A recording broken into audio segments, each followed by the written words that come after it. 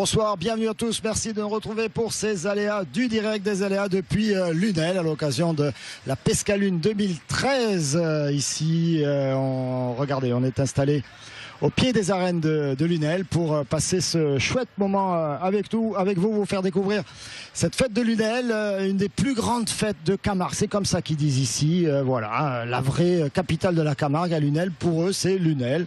Alors Lunel et la Pescalune, pourquoi? Parce que quelque part au 6e siècle, au milieu des marais, des pêcheurs d'anguilles se sont dit mais comment attraper plus d'anguilles alors que parfois il y a la lune qui nous gêne et la nuit n'est pas noire et les anguilles ne sortent que quand la nuit est vraiment noire. Alors ils ont fait un truc, ils sont allés pêcher la lune et depuis le nom est resté les Pescalunes. C'est comme ça, monsieur le maire. Claude Arnaud, merci d'être avec nous. Ça va, j'ai pas raconté de bêtises? Non. Oui, mais merci à vous d'être présent sur cette fête. Non, le Pescalune, le pêcheur de lune, c'est notre légende, c'est notre poésie et nous avons décidé de donner à la fête locale le nom de la Pescalune. Alors ça existe depuis combien de temps cette Pescalune, cette fête de Lunel? Depuis toujours, on ne sait pas, vous n'avez pas mis le nombre d'éditions. Ça remonte largement avant ma naissance, alors je ne me hasarderai pas sur une date. Il y a longtemps. Il y a très longtemps. Voilà, depuis que vous êtes né à Lunel, il y a la fête à Lunel, ça s'appelle la Pescalune. Oui, puis Lunel était une ville beaucoup plus petite autrefois, donc voilà, c'était une fête comme dans tous les villages, fête votive. Puis Lunel, aujourd'hui, c'est 25 000 habitants. Sûrement, demain, après-demain, 35 000 habitants. Et quelque part, on n'est plus exactement une fête votive. On n'est pas une feria comme dans les grandes villes qui nous entourent. Donc, on est quelque chose d'intermédiaire. Et regardez, elle a connu la première Pescalune. Non, elle existait déjà avant la Pescalune.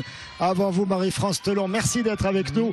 Et vous faites partie de ces Lunéloises, ces Lunélois. Pescalune. Qui ont apporté quelque chose en plus à la fête. Et vous, c'est ce qu'il y a derrière moi, là. Oui, ça fait 25 ans. Que vous avez le 16 juillet 88. Ben oui.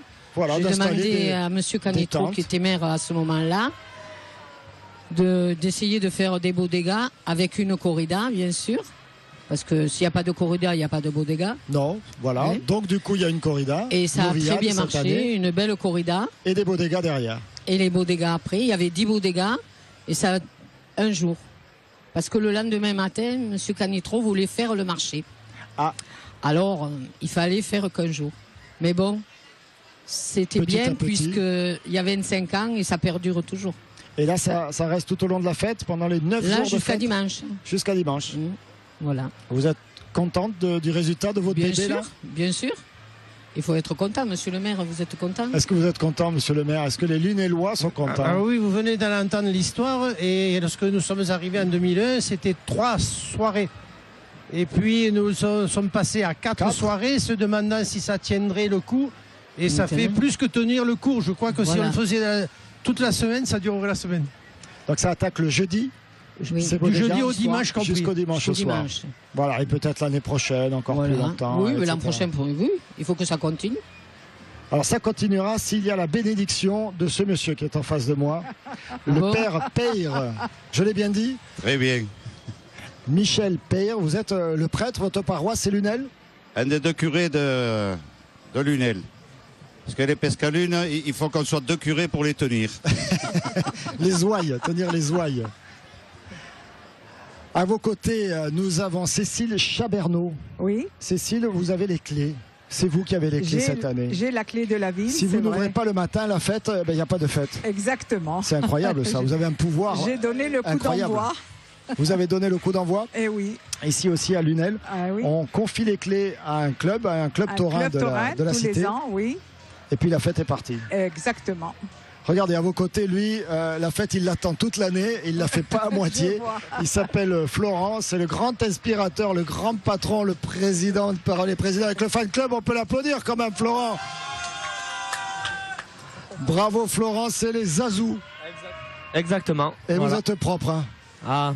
Bravo, on essaye de laver les maillots, on en a 2, mais bon, oui. C'est un peu dur avec 6 jours de fête. Elle en a marre, maman, à la maison, de laver les maillots. La machine à laver qui en a marre. C'est la machine à laver qui est morte, là. Ouais.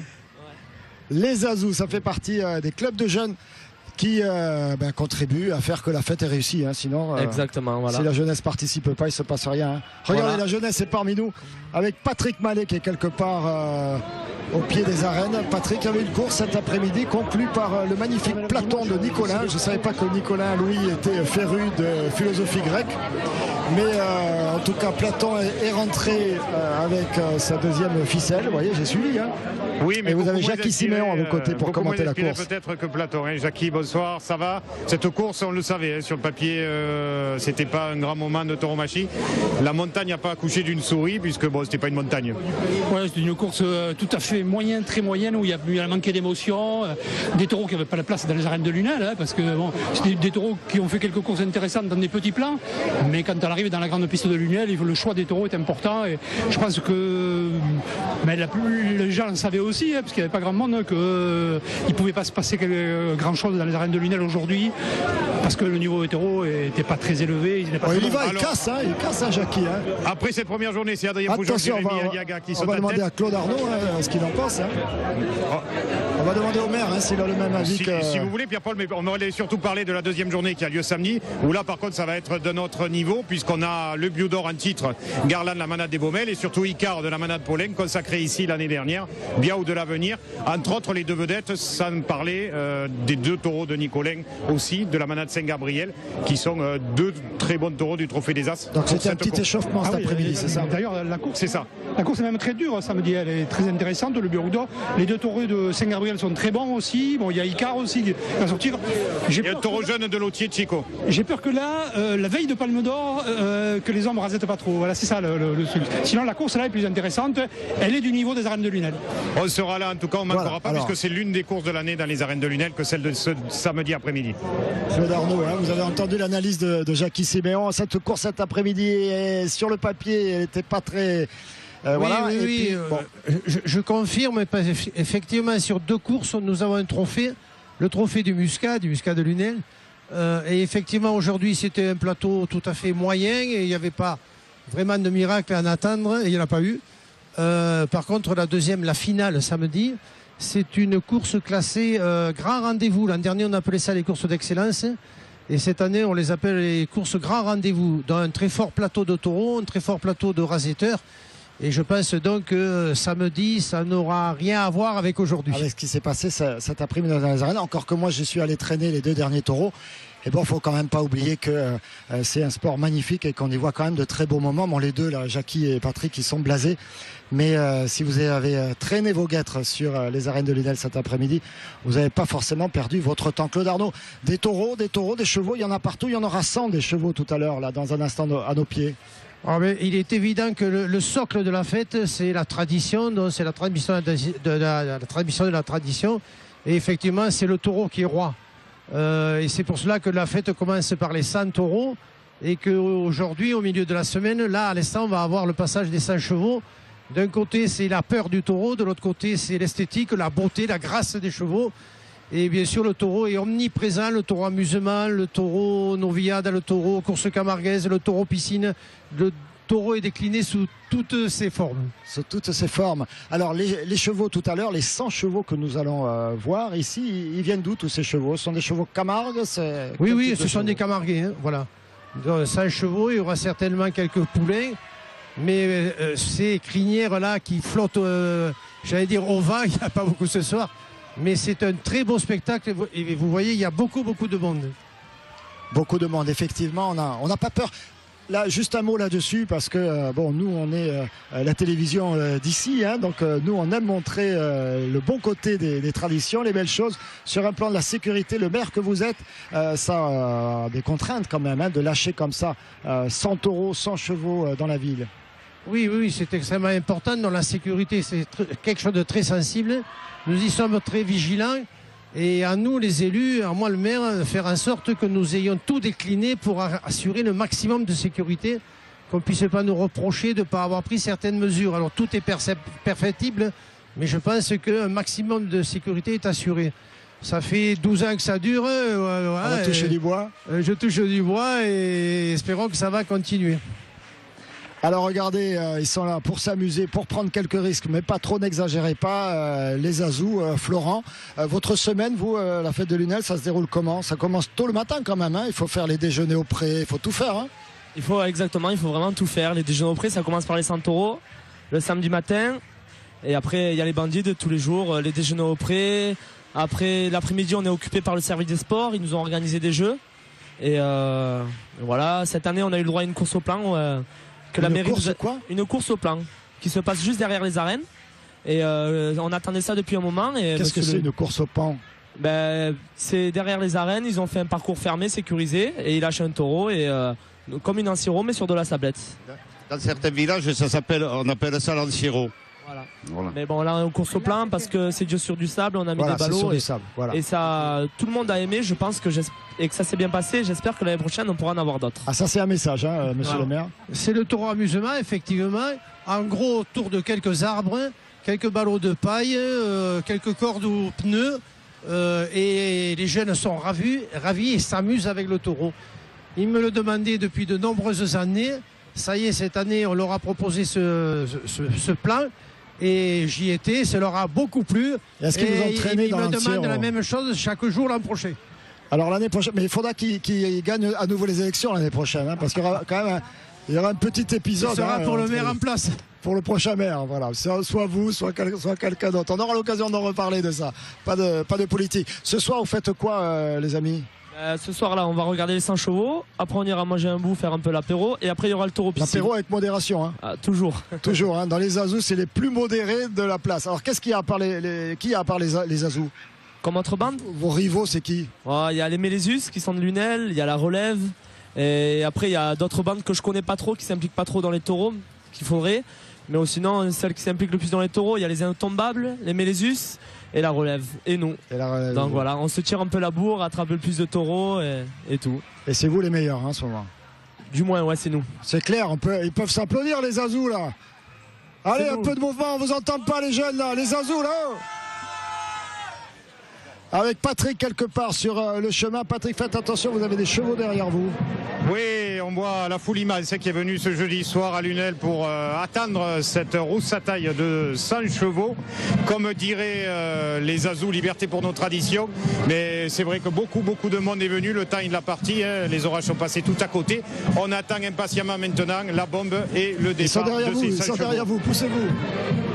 Non, mais moi je sais pourquoi ils n'ont pas démarré encore, parce qu'ils attendent Cécile qui a la clé pour pouvoir aller ouvrir le corral des chevaux pour libérer les 100 chevaux. Vous avez une lourde responsabilité cette semaine. C'est la vérité, oui. Elle les gardait précieusement, oui, pour la remettre à monsieur le maire dimanche soir. Qu'est-ce que vous avez fait pour mériter ça, vous, cette année, le Club Taurin, c'est comme, je suis présidente du Club Taurin depuis 1995 et c'était mon tour. Alors monsieur le maire nous a fait l'honneur, tous les clubs des adhérents et moi-même, de nous donner la clé. Vous l'avez la clé avec vous là? Non, je ne l'ai pas amenée. Elle est trop lourde. C'est vrai, c'est une grosse clé. Oui, et puis j'ai peur de la perdre. Elle est immense. C'est une grosse clé. Elle est comme ça. Ah, elle est comme ça ou comme ça? Parce que monsieur le maire, il a fait comme ça, lui. Je sais pas, 10 kilos. Hein. Parce qu'ici, c'est la plus grande fête de tradition. Oui. On a les plus belles arènes, on a la plus grosse clé. Oui. Après, je la remets à monsieur le maire dimanche soir. Et monsieur le maire me remettra une petite clé en or.